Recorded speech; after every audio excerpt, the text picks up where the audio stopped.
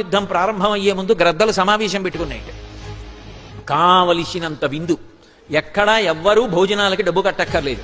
కాబట్టి ఉపనయనాలు వివాహాలు ఉన్నవాళ్ళు చక్కగా చేసేసుకోండి. కానీ ఒక్కటి మాత్రం నియమం పెట్టుకుందాం, పళ్ళు ఊడిపోయినటువంటి గ్రద్దలు, ఓపికని గ్రద్దలు, హనుమ కొట్టిన వాళ్ళని తినండి. ఎందుకంటే అందులో ఇంక ఎముకలవి ఏ ఉండవు, గుజ్జుంటుంది. చక్కగా లేహ్యం తిన్నట్టుగా తీసుకుని తినేసేయచ్చు. కాస్త మధ్య వయస్కులైనటువంటి వాళ్ళు అంగదుడు, నలుడు, నీలుడు, జాంబవంతుడు ఇలాంటి వాళ్ళు కొట్టినటువంటి వాళ్ళని తినండి. చచ్చే వరకు కొడతారు, ఎముకలు గట్రా విరిగిపోయేటట్టుగా కొట్టి చంపుతారు.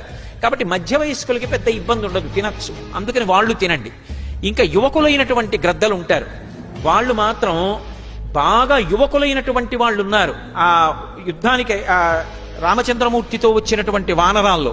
అటువంటి వాళ్ళు ఎవరిని చంపారో వాళ్ళు ప్రాణం పోయేటట్టుగా మర్మస్థానం మీద కొట్టి వదిలేస్తారు.